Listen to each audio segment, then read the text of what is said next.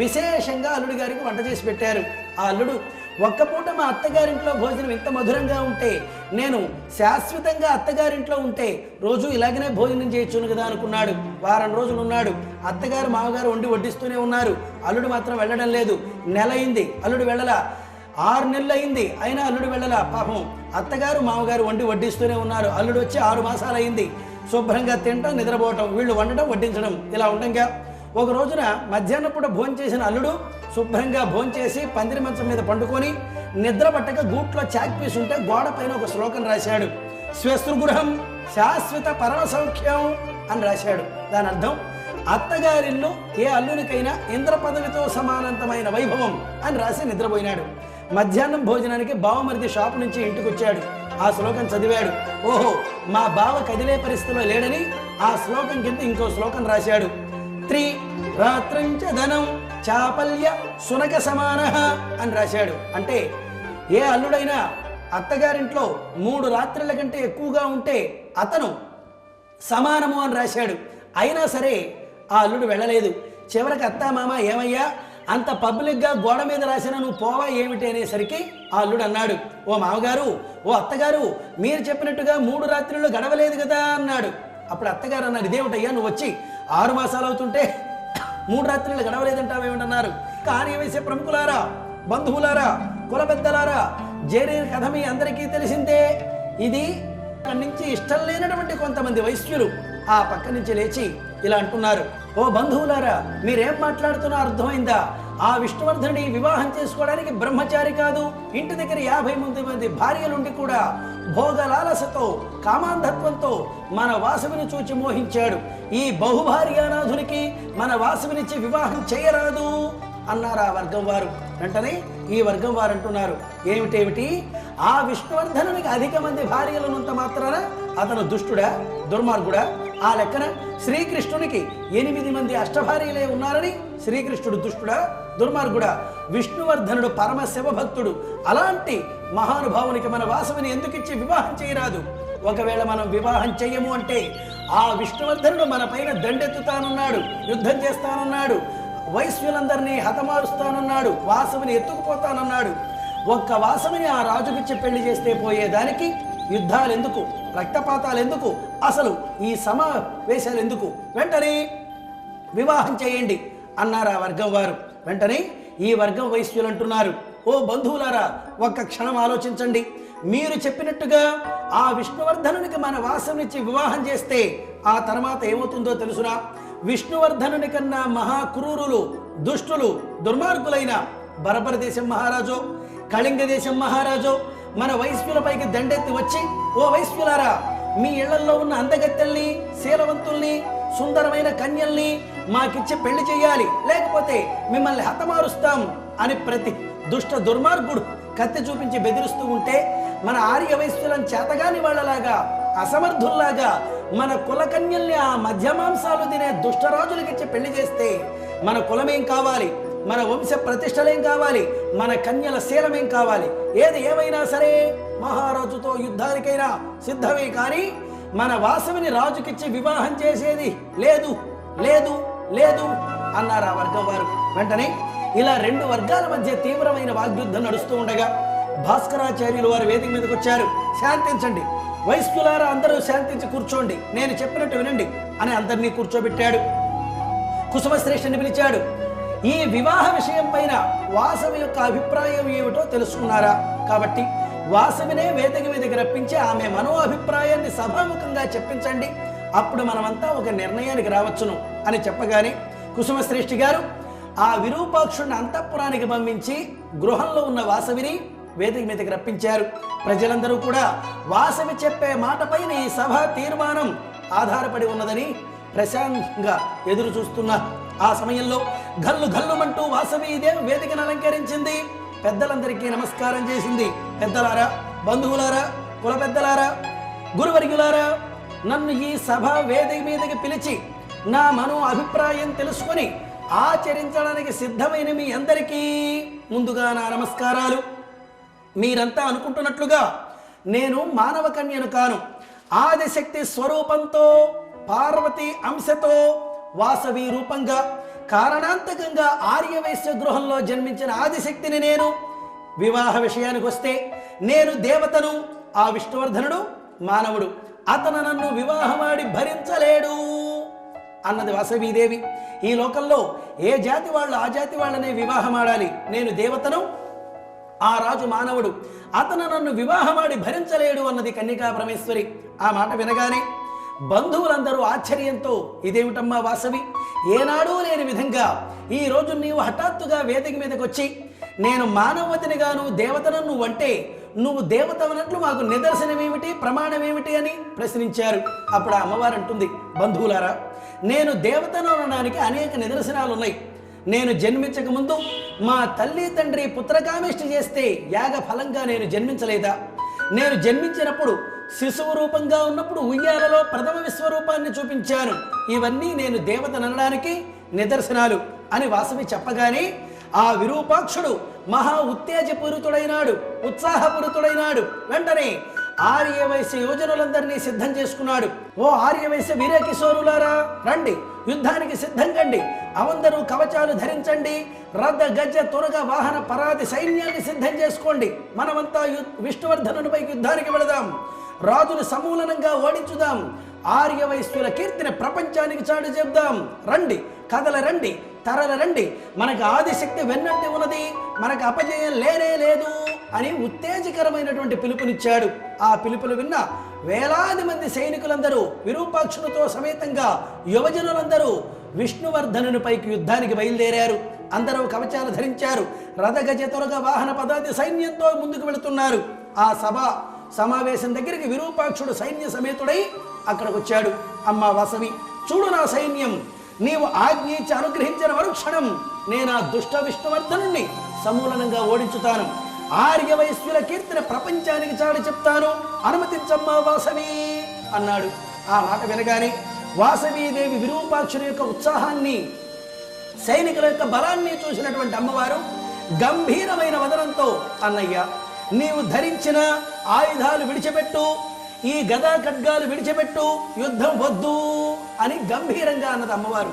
ఆ మాట వినగానే విరూపాక్షుడు ఆశ్చర్యంతో, ఇదేమిటమ్మా వాసవి, పూర్వం కురుక్షేత్ర సంగ్రామంలో అర్జునుడు యుద్ధం చెయ్యనని ధనుర్బాణాలు గాంధీవాన్ని విసర్జించినప్పుడు శ్రీకృష్ణుడు అర్జునునికి భగవద్గీతను బోధించి ఉత్సాహపరచి వీరమరణమే మోక్షం అని ఆనాటి అర్జునునితో యుద్ధం చేయించాడు శ్రీకృష్ణుడు. ఈ రోజున యుద్ధానికి వెళతామన్న మమ్మల్ని యుద్ధం వద్దు, ఆయుధాలు విడిచిపెట్టమని కోరుతున్నావా? ఇందులో నీవు మా కలియుగ ప్రజలకు చెప్పే సందేశం ఏమిటో వివరించమ్మా వాసవి అనగానే అప్పుడు ఆ వాసవీదేవంటుంది, అన్నయ్య, నేను ఆ దుష్ట విష్ణువర్ధనుని సంహరించాలి అని నేను గాని అనుకుంటే నాకు ఈ మానవ సైన్యంతో అవసరమే లేదన్నయ్య. ఆదిశక్తినైన నేను నా త్రినేత్రాగ్నితో రాజుని తీక్షణంగా చూస్తే రాజు భస్మమైపోతాడు. కానీ నా తత్వం హింస కాదు, అహింస. ఈ అహింస అనేటువంటి తత్వాన్ని కలియుగ ప్రజలకు చూపించాలని ఆదిశక్తినైన నేను వాసవి అనేటువంటి రూపాన్ని నేను ధరించాను. కృతయుగ, త్రేతాయుగ, ద్వాపరయుగ, కలియుగ అనే 4 యుగాల్లో ధర్మం ఒకే విధంగా నడవలేదు. కృతయుగం స్వర్ణయుగము అన్నారు. అనంతరం త్రేతాయుగం వచ్చేసరికి 30% ధర్మం నడిచింది, 1/2 అధర్మం నడిచింది.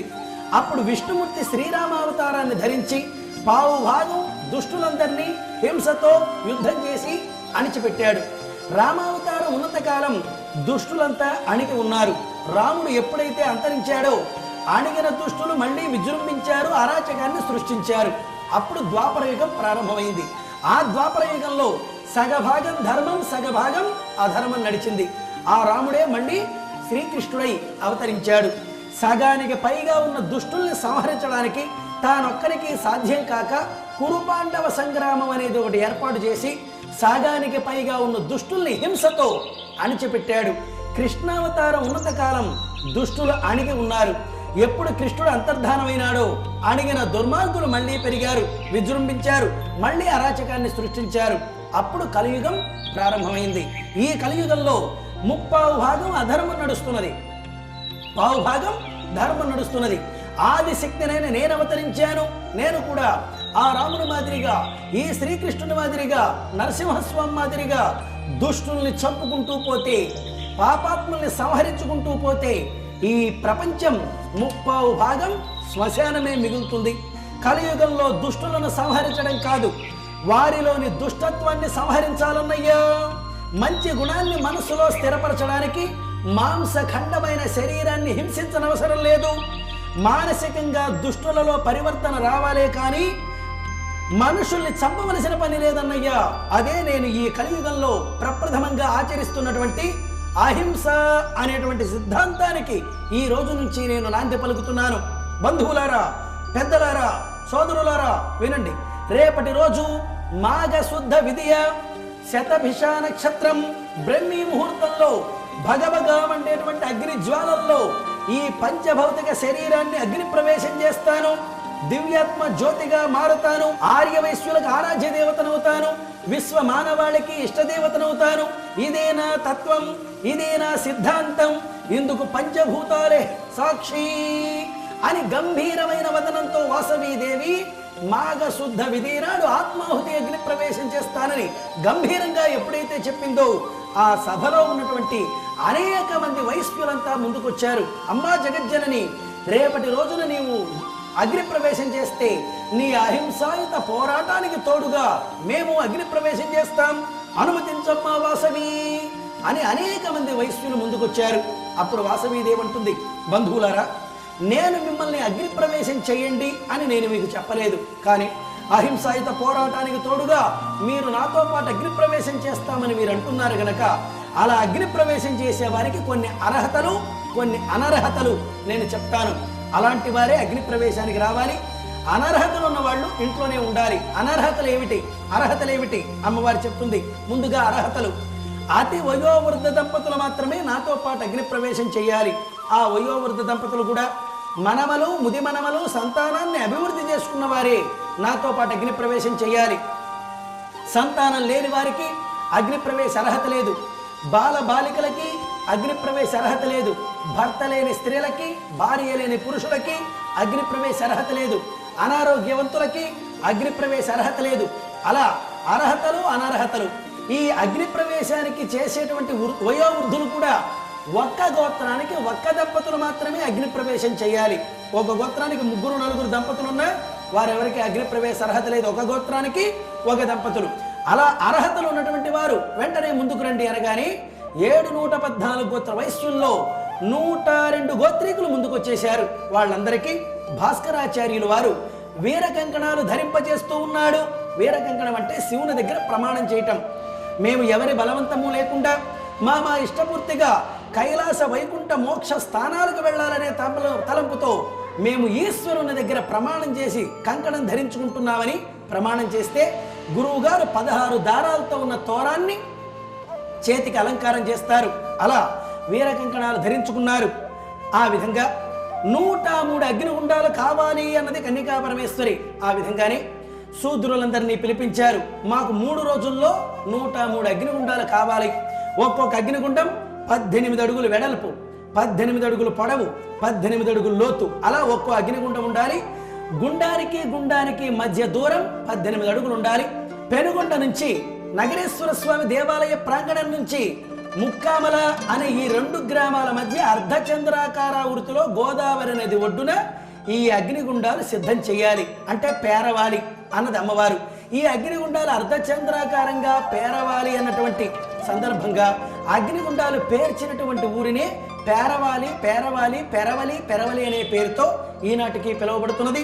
ఆ విధంగా బంధువులు అంటున్నారు, అమ్మ మనం ఆత్మార్పణ చేద్దామని అనుకున్నాం కదా, అలాంటిది ఆత్మార్పణ చేయాలంటే అగ్నిలో ఎందుకు ప్రవేశించాలి?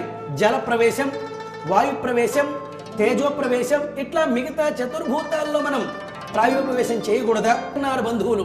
అప్పుడు అమ్మవారు అంటుంది, బంధువులారా, శాస్త్రంలో చెప్పినట్టుగా జలౌ వహినౌ మృగౌ చైవ తదా ప్రాయోపవేశమే తను త్యాగాన్ మహత్పుణ్యం కీర్తి కారణ మోక్షజం అని శాస్త్రం. అనగా భూమిలో కొంత భాగం అగ్ని ఉన్న కారణంగా భూమికి జీర్ణశక్తి కలిగి ఉన్నది. వాయువులో కొంత భాగం అగ్ని ఉన్న కారణంగా వాయువుకు జీర్ణశక్తి కలిగి ఉన్నది. నీటిలో కొంత భాగం అగ్ని ఉన్న కారణంగా నీటికి జీర్ణశక్తి కలిగి ఉన్నది. ఇట్లా చతుర్భూతాల్లో కొంత భాగం అగ్ని ఉన్న కారణంగా అగ్ని మిగతా చతుర్భూతాలకి జీర్ణశక్తి కలిగించింది కనుక మనం ప్రధానమైనటువంటి అగ్నిలోనే అగ్ని ప్రవేశం చేయాలి అని ఆ అమ్మవారు చెప్పింది. బంధువులు అన్నారు, అమ్మ అగ్ని ప్రవేశమే చేద్దాం, 18 అడుగుల వెడల్పు, 18 లోతు, 18 పొడవు అని ఎందుకమ్మా చెప్పావు, అందులో ఉన్న విశేషం ఏమిటన్నారు. అప్పుడు అమ్మవారు అన్నది, భగవద్గీతను శ్రీకృష్ణుడు 18 అధ్యాయాలే బోధించాడు. మన పెనుగొండ పట్టణాలు 18 ఉన్నాయి. ఆదిశక్తికి భుజములు 18, శబరిమలై అయ్యప్ప స్వామి మెట్లు 18. ఇలా అష్టాదశ అనే సంఖ్య హిందువులకి భారతీయులకి పూజ్యనీయమైనటువంటి సంఖ్యగా ఉన్నది కనుక ఆ అష్టాదశ అనే సంఖ్య ద్వారానే అగ్నిగుండాలు సిద్ధం చేయాలని గురువు గారికి ఆజ్ఞాపించగానే, అదేవిధంగా మలహనుడు అనేటువంటి వాస్తు శాస్త్ర ప్రావీణ్యుని యొక్క ఆధ్వర్యంలో 103 గుండాలు 3 రోజుల్లో సిద్ధం చేశారు. అగ్నిని దాల్చాడు భాస్కరాచార్యుల వారు. జాజ్వల్యమానంగా ఆకాశానికి అంటిపోతున్నది అగ్ని జ్వాలలు. ఆ సమయంలో వాసవీదేవికి భక్తులైనటువంటి వారు ఒక వైశ్యులే కాదు, అన్ని కులాల వారు ఆనాడు అమ్మవారికి సేవ చేసి భక్తివంతంగా అమ్మవారికి భక్తులైనారు. వారిలో కొంతమందిని ఇప్పుడు మనం చెప్పుకుందాం. బ్రాహ్మణులు, భాస్కరాచార్య వంశం వారు వేదాంగాది మంత్రోచ్చరణలు చెప్పి ఆ అమ్మవారికి ఆనాడే భక్తులై అమ్మవారిని పూజించారు. అంతేకాదు విశ్వబ్రాహ్మణులు బంగారపు వస్తువులు సృష్టించి మంగళసూత్రాలు, భటువు, కంకణం మొదలైన నూతనంగా చేసి ఇచ్చి అగ్ని ప్రవేశం చేసే వారికిచ్చి వాళ్ళందరూ విశ్వబ్రాహ్మణులు భక్తులైనారు. పద్మశాలీలు, దేవాంగులు నూతన వస్త్రాలు నేసి ఇచ్చి వైశ్యులకిచ్చి వాళ్ళు భక్తులైనారు. తోటమాలీలు పుష్పాలు తీసుకొచ్చారు, తలా ఒక మాలగా కట్టి అగ్ని ప్రవేశం చేసే వారి మెడలో వేసి వాళ్ళు భక్తులైనారు. శూద్రులు ఆ అగ్నిగుండాలు 3 రోజులు కష్టపడి నిర్మాణం చేసి వాసవికి భక్తులైనారు. ఇంకా నాయీ బ్రాహ్మణులు అనగా క్షురకులు, వాళ్ళు మంగళ వాయిద్యాలు మారుమోగించి అలా అమ్మవారికి ఆనాడే భక్తులైనారు. ఇంకా రజకులు అంటే చాకలి వారు ఆ మంగళ తోరణాలు కట్టి ఆ విధంగా పందిళ్లు వేసి ఆ విధంగా అమ్మవారికి ఆనాడే పూజించి భక్తులైనారు రజకులు. అలాగనే బలిజలు అంటే విష్ణువర్ధన మహారాజు భటులు, వాళ్ళు కూడా అమ్మవారికి భక్తులైనారు, బలిజలు అంటారు వాళ్ళని. అదేవిధంగా కాపులు అనగా విష్ణువర్ధన రాజు మంత్రులు, వాళ్ళు కూడా అమ్మవారికి భక్తులైనారు. వాళ్లే వీరముష్టులు, మాయలారులు అనే పేరుతో వచ్చారు. ఇది కాక మరికొంతమంది ఇతర వర్ణాల వారు కాశీ నుంచి గంగానదీ జలం తెచ్చి గంగకావిళ్ళవారు అనే పేరుతో అమ్మవారికి ఆనాడే భక్తులైనారు. ఈ విధంగా వాసవీదేవి ఒక వైశ్యులకే కాదు అన్ని వర్ణాల ద్వారా పూజించబడినటువంటి అమ్మవారు. అహింస అనేటువంటి తత్వాన్ని వైశ్యులకే కాదు యావత్ విశ్వ ప్రపంచం ప్రజలు ఆచరించవలసిన అహింసా తత్వాన్ని ఆచరించి బోధించి పూజించబడుతున్నటువంటి అమ్మవారు కన్యకా పరమేశ్వరి. ఆ అమ్మవారిని ఆ విధంగా అన్ని భక్తులు పూజిస్తున్నారు. ఇలాంటి సమయంలో ఈ 102 గోత్ర వైశ్యులు మిగిల్చబడిన బాలబాలికలంతా వాసవి దగ్గరికి వచ్చారు. అమ్మ, నీ అగ్ని ప్రవేశానంతరం విష్ణువర్ధనరాజు గతేమిటి అన్నారు. అప్పుడు ఆ అమ్మవారు అంటుంది, ఓ బాలబాలికలారా, మీరు చింతించవద్దు. నేను పూర్వజన్మలో కీర్తికన్య అనే పేరుతో ఉన్నప్పుడు, ఆ విష్ణువర్ధనుడు చిత్రకంఠుడు అనే పేరుతో ఉన్నప్పుడు నేను పూర్వజన్మలోని విష్ణువర్ధనుని శాపం పెట్టాను. ఓరి దుష్ట విష్ణువర్ధన, నేను నా బంధువులు అగ్ని ప్రవేశం చేశామన్న మరణవార్త నీ చెవినబడ్డ మరుక్షణం సత్యమిది 102 సమేతమై కన్యయును అగ్నినబడిరంజెప్పుడు వినును అప్పుడే తప్పక తలబగిలి చచ్చుధరణి విభుడు అని నేను పూర్వజన్మలోని ఆ రాజుకు శాపం ఇచ్చాను. నేను అగ్ని ప్రవేశం చేశానన్న మరణవార్త ఆ రాజు చెవిన పడ్డ మరుక్షణం అతని శిరస్సు 1000 వక్కలై పగులుగాక అంటూ ఆ అమ్మవారు విష్ణువర్ధన మహారాజు మరణాన్ని గురించి ఆ బిడ్డలందరికీ చెప్పింది. మరుక్షణం మాఘ శుద్ధ విధియ సుముహూర్తం దగ్గరకు రాగానే భాస్కరాచార్యులు వారు అన్నారు, అమ్మ వాసవి, అగ్నిగుండ ప్రవేశానికి సమయం సిద్ధమైంది, రామ్మ అన్నాడు గురువు గారు. అప్పుడు ఆ వాసవి దేవన్నది, గురువర్య, ముందుగా అగ్నిలో ప్రవేశించవలసింది ఎవరు అనగానే గురువు గారు అన్నారు, అమ్మ నువ్వే ముందుగా అగ్ని ప్రవేశం చేస్తే అనంతరం 102 గోత్ర వైశ్యులంతా అగ్ని ప్రవేశం చేస్తారు, రామ్మ అన్నాడు గురువు గారు. అప్పుడు ఆ వాసవీదేవంటుంది, గురువర్య, నేను అగ్నిలో ప్రవేశించాలంటే నాకు అగ్ని ప్రవేశ అర్హత లేదు కదా అన్నది ఆ వాసవీదేవి. అప్పుడు గురువు గారు అన్నారు, ఇదేమిటమ్మా, ఇన్ని రోజులు బట్టి నువ్వేమన్నావు, నేను అగ్నిగుండ ప్రవేశం చేస్తాను, నేను అగ్నిగుండ ప్రవేశం చేస్తాను నువ్వు అంటే కదా. 103 గుండాలు సిద్ధం చేశాం, ఇప్పుడు అగ్ని ప్రవేశ అర్హత లేదంటావేమిటి, అందులో ఉన్న అంతరార్థం చెప్పమ్మా వాసవి అన్నారు. అప్పుడు ఆ వాసవీదేవంటుంది, గురువర్య, మన హిందూ మత ఆచార ప్రకారంగా వివాహమైన స్త్రీ మరణిస్తే ఆమె కళేబరాన్ని దహన సంస్కారం చేస్తారు. అదే వివాహం కాని కన్య విధివశాత్తు మరణిస్తే ఆ వివాహం కాని కన్య కళేబరాన్ని దహన సంస్కారం చెయ్యరు, భూస్థాపన చేస్తారు. వాసవి కన్య అనబడేటువంటి నాకు వివాహం కాలేదు కదా, నాకు అగ్ని ప్రవేశ అర్హత లేదు కదా అన్నదా వాసవీదేవి. అప్పుడు ఆ గురువుగారు అన్నారు, అమ్మా వాసవి, ఇప్పుడు నీవు అగ్ని ప్రవేశం చెయ్యాలంటే వివాహమే కావాలంటావా? వివాహమే కావాలంటే ఎవరిని వివాహం చేసుకుంటావు? నీ మేనత్త కుమారులైన బావగారులు ఆ ఈశ్వర గుప్తనా, ఈ జనార్దన గుప్తనా, ఎవరిని వివాహం చేసుకుంటావు చెప్పమ్మా అన్నారు. అప్పుడు ఆ వాసవీదేవన్నది, ఓ యొక్క గురువర్య, నేను ఆదిశక్తి స్వరూపంతో జన్మించాను కనుక మానవులెవరూ నన్ను వివాహమాడి భరించలేరు.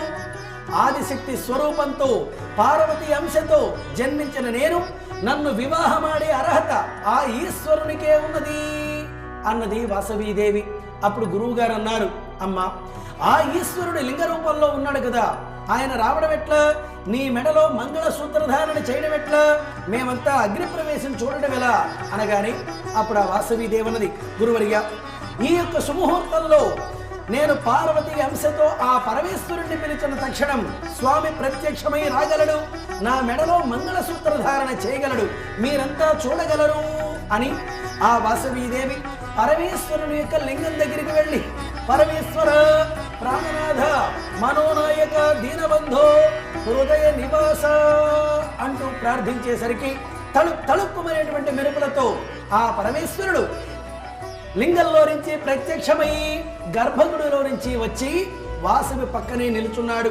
మరుక్షణం భాస్కరాచార్యులు వారు మంగళసూత్రం సిద్ధం చేసి పరమేశ్వరుని చేతికి అందించారు.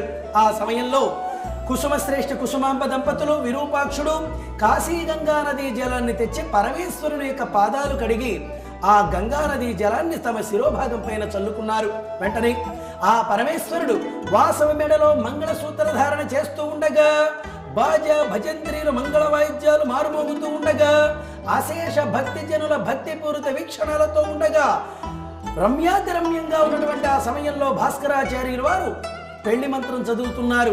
మాంగళ్యం తంతునానేనా అనే పెళ్లి మంత్రం చదువుతూ ఉండగా పరమేశ్వరుడు వాసవి మెడలో 3 ముళ్ళు మంగళ సూత్రధారణ గావించాడు. జై శ్రీ వాసవకన్యకా పరమేశ్వరీ దేవికి. ఆ విధంగా పరమేశ్వరుడు వాసవి మెడలో మంగళ సూత్రధారణ గావించిన మరుక్షణం ఆ అగ్నిగుండానికి 3 ప్రదక్షిణాలు నడిచారు వాసవి ఈశ్వరులు. అనంతరం పరమేశ్వరుడు మహదానందంగా వాసవిని ఆశీర్వదించారు. అప్పుడు పక్కనే ఉన్నటువంటి విరూపాక్షుడు పరమేశ్వరునికి నమస్కారం చేసి, పరమేశ్వర, ఈ ఆనంద సమయంలో నాదొక చిన్న విన్నపం. ఏ వివాహంలోనైనా సరే కాశీకి వెళ్ళేటువంటి బావగారిని బావమరిది ఆపి తమ సోదరునిచ్చి వివాహం చేస్తామని కాళ్ళు గడిగి ఆ విధంగా వివాహం చేసే ఆచారం ఉన్నది.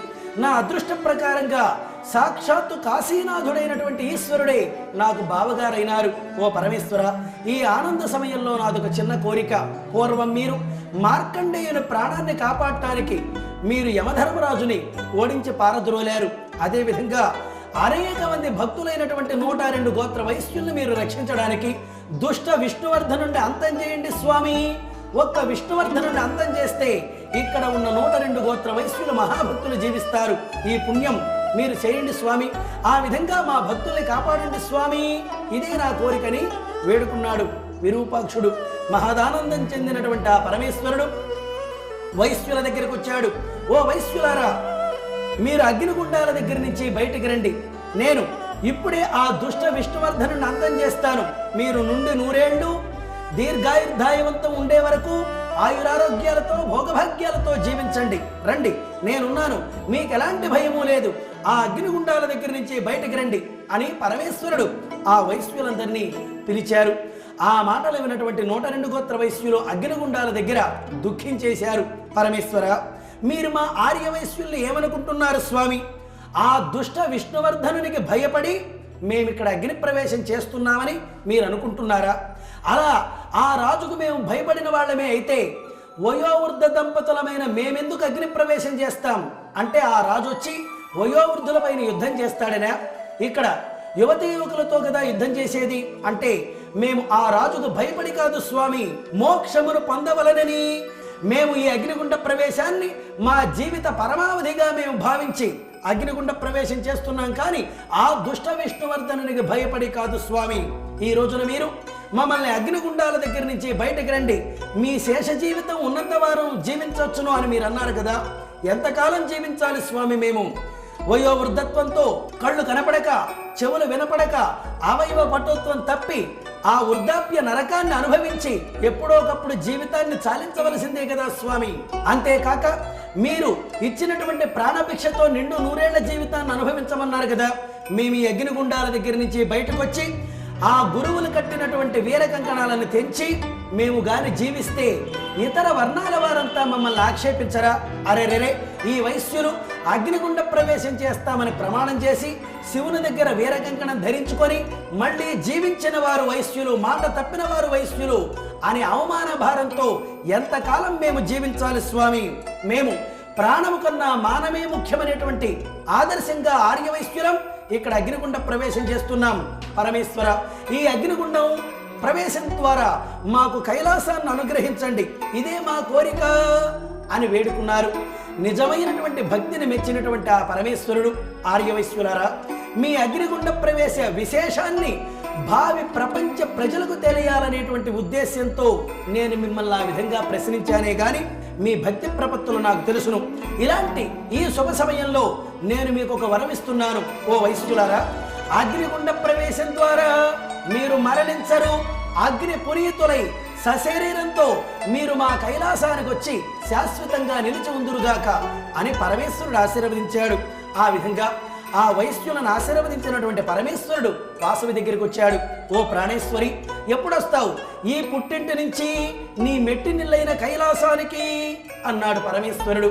అప్పుడు ఆ వాసవీదేవి అంటుంది, ప్రాణేశ్వర, ఈనాడే కదా మనకి వివాహమైంది. ఆ దుష్ట విష్ణువర్ధనుడు కామదృష్టితో చూచినటువంటి ఈ పంచభౌతిక వాసవి అనేటువంటి శరీరాన్ని ఈ రోజున మాఘశుద్ధ విధినాడు అగ్ని ప్రవేశం చేసి దివ్యాత్మ జ్యోతిగా నేను కైలాసానికి వచ్చి నీలో అర్ధనారీశ్వర స్వరూపంగా మారిపోతాను నాథ అన్నదా వాసవీదేవి. సంతసించిన సదాశివుడు వైశ్యుల దగ్గరికి వచ్చాడు. వైశ్యులారా, ఈ రోజున మీ కూతురైనటువంటి వాసవిని నేను వివాహం చేసుకున్నాను గనక ఈ రోజు నుంచి నేను మీకు అల్లుణ్ణైపోయినాను. ఆ కారణంగా మీకు బంధువుగా ఈ దేవాలయంలో నూతనమైన పేరుతో నేను వెలుస్తున్నాను.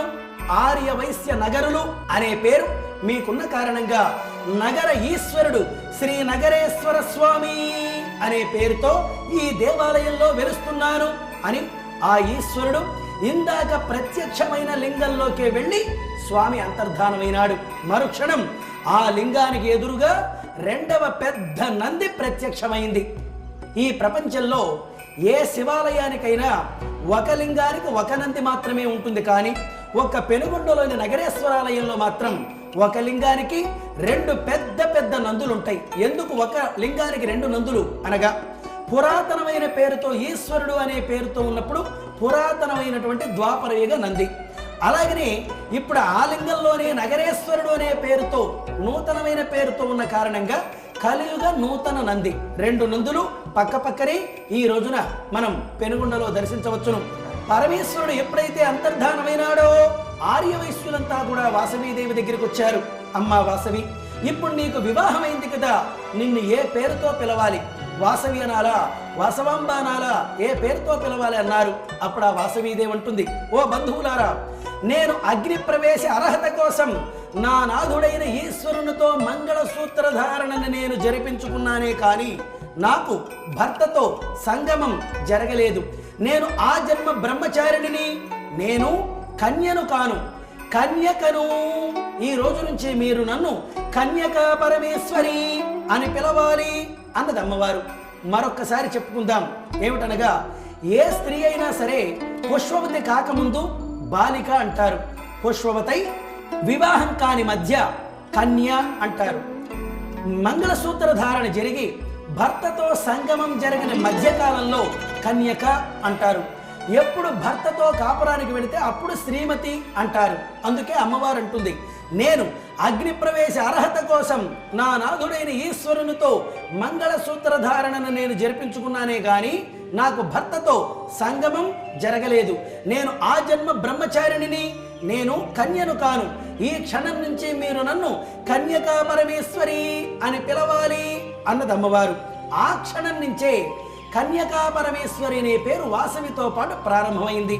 మీకు చిన్న ఉదాహరణ, మనకి తమిళనాడులో కన్యాకుమారి అని ఒక అమ్మవారు ఉంది. ఆ కన్యాకుమారి అనే అమ్మవారికి మంగళసూత్రధారణే జరగలేదు గనక కన్యా కుమారి అంటాం, కానీ కన్యక కుమారి అని మాత్రం పిలవం. మన వాసవీదేవికి కన్యక పరమేశ్వరి అంటాం, కానీ కన్యా పరమేశ్వరి అనం. ఒక్క క అనే పదం చేరిస్తే భావమే మారిపోతుంది. వాసవీదేవికి వివాహం అయింది.